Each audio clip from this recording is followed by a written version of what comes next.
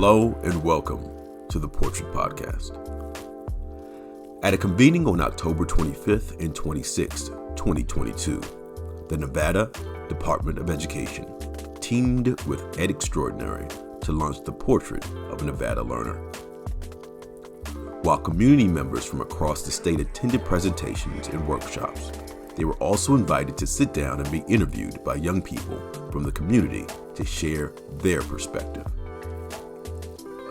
Each week, we will drop one of these short conversations to inspire your thinking as we build a community-wide vision for who we want our young people to be.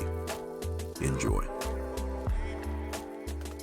Welcome back, ladies and gentlemen. We have two more wonderful guests for you. I'm your host, Demarie. This is my co-host. Nice to meet you guys, Adamari, and we have two guests.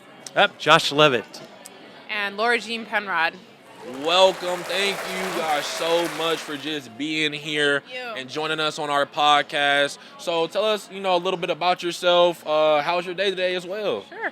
I am a teacher in Clark County School District. I teach at Southwest Career and Technical Academy. I'm an English teacher and also a dual credit instructor for Nevada State College. That is amazing. Can we get a round of applause for that? I am doing well. I had great conversations with my students today, and seeing my seniors move on to the next phase of their life is exciting. Thank you. So Josh Leavitt, grew up here in Vegas. I run three organizations. Founder CEO of a software development company called Ionovate. Also a founder and CEO of a company called CoFlow.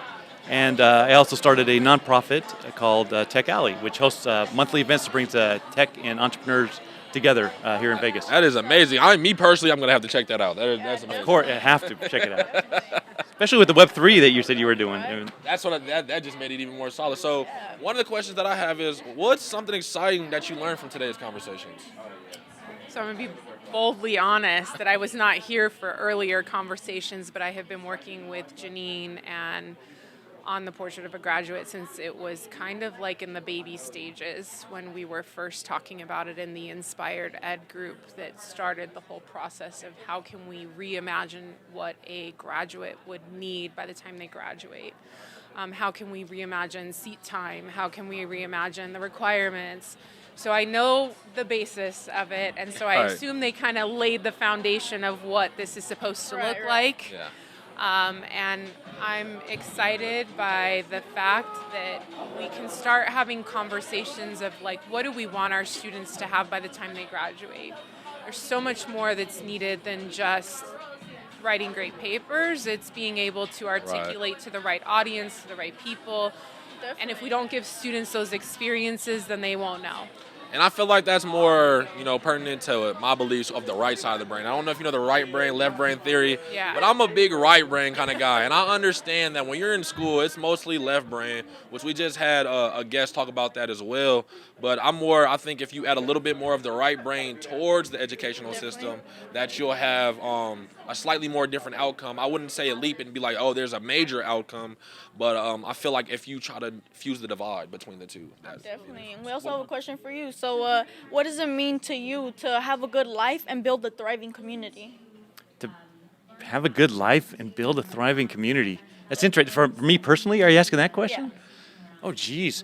It's funny you bring that up because that's really what I'm striving. Maybe that's what we're all striving for, right? Awesome. Yeah. Community building. Again, I grew up in Vegas, and I tell the same story here, right? Growing up in Vegas, I knew three careers in my life. I knew construction worker. That's the community I lived in. That's my neighborhood. That's what my mother's boyfriend was into. I knew resort industry, and I tell people my goal in life was to be a valet parker. I mean, that was wear the shorts, drive cars, and then cop. That was about all I knew growing up here. And I eventually got into technology and did fairly well in there. So the question I ask myself when it comes to community building is how can we show kids and others in this community non-traditional Vegas jobs that they can definitely succeed at, right?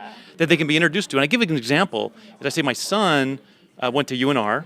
He wanted to be a lawyer. I said, that's absolutely awesome. I'll pay you the tuition. And about a year into it, he said, all right, I'm giving up lawyering. And he went to business. And I thought, well, cool. Not only will I pay tuition, I'm going to give you all this information that I can bestow on you because that just happens to be what I'm into. Right. And he got his degree. And so I look at that and I say, it's not. I think one of the biggest issues that we have that we can probably help change is to provide that society, social support, I guess, to introduce or to help kids go beyond just what the society here in Las Vegas is accustomed to. I think the teachers do a phenomenal job. I meet with a lot of teachers. I actually had 3 interns from Southwest Academy that became entrepreneurs and started their own app.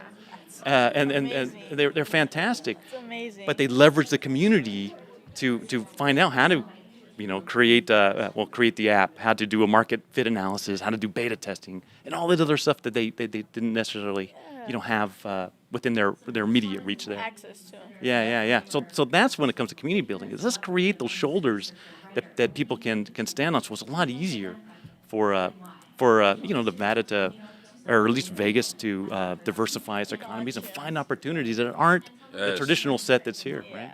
Definitely. Yeah. Is there any advice before we sign off that you have that you would just want to let the youth know or anybody in general know from your perspectives of just the educational system or in general? Any advice you want to give to youth, teachers? Well, one, I think we can't lose sight of why we got into education. Definitely. That's always the one. most important It's a thing. big one. 100%. If I didn't have my students, I wouldn't be in a classroom, right? So they are always the most important person in the room. And we appreciate you We saying that appreciate- because a lot of honestly. teachers sometimes are only there for the money, Right. you know? And Definitely. I don't know be about too many honest, teachers. Yeah. Yeah, definitely don't choose teaching for that reason. Yeah, no, like, You definitely have to enjoy what you're doing and have kids' best interest in mind always. That's always number one. amazing. But I think most importantly, when we think about education, we compartmentalize a lot. Well, this is math's problem, or this is English's problem, or this is so-and-so's problem. We have to work together As a whole. to create a better experience for our students. It can't just be a great experience in my room and then an awful experience 2 doors down Right, where right. they don't want to learn the material. Yeah. And I'm Yep. not saying that education in any facet is flawless or that you're going to be able to prevent certain disconnects with people's personalities, but I think if we do a better job of training our teachers on how to connect with their students in different ways that maybe Just building may not that be- trust, you know? You've got to build the community first in your room Definitely. if Community, you expect community. students to be able to build in the community outside of the room. Yes. And if they don't know how to leverage community in the space they feel comfortable in, then how do they know how to leverage that community when they're outside of that classroom? Right. And so Thank you. I think it's really important. I've been advising for 13 years. I've been in the classroom for almost 17, and Amazing. I'll tell you that the number one thing that's always most important to me in the beginning of the year is, one, getting to know my students. They get to know me, but that they feel safe, valued, seen, and heard, because their voice Amazing. matters equally as much, and if not more, in my opinion, because they will always tell me what they need if I ask. We need that. Thank you. Thank you so much. Any advice? No, that put a lot of thought Definitely. into it. Wow, Definitely. that's deep. My advice to students is put into it. Yeah. Put into it what you want to achieve. Right? You could slide right through. Yeah. I did. Yeah. Right? And just say I'm just here to graduate and then move forward. Of course, in the 80s, I think education was much different than it is now. Right? But I've seen kids that are focused. They might not know what they want, but they want to try something, and they're pursuing that, right? And I think they have that advantage when it comes to either going into the workforce or that next level of life. That sort of experience of let me try something new. I would say when it comes to kids, look at what education is trying to provide you. You heard of STEM, right? They have something called the 4 C's of STEM, right? It's called collaboration, communication, creative thinking, and creative thinking and critical thinking, right? And you ask me, what does that mean, right? And I say, well, that's somebody that asks why and solves for why. So they talk about STEM jobs. I think it's more of like a state of mind, right? Right. And who does that best? Entrepreneurs, right? Correct. You saw a problem. Yeah. You pursue.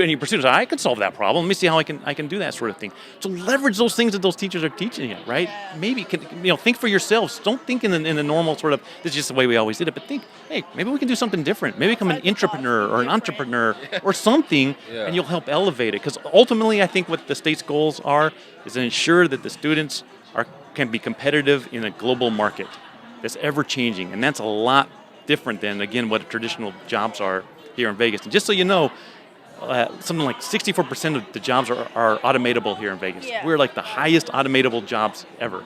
So as a youth, I think it's important to not look out those windows and say, yeah, that's the job that's going to be for me, because the biggest casino out there, it might not be there. Think of something different. Thank you guys so much. We really appreciate it for your guys' attention. And remember, I don't got to say it, but I will. It starts here. Nice. Thank you guys so much. The Portrait Podcast was recorded and created by the young people from Choice Business Group. If you would like to join the conversation, please visit portrait.envyfutureoflearning.org. Again, that's portrait.envyfutureoflearning.org.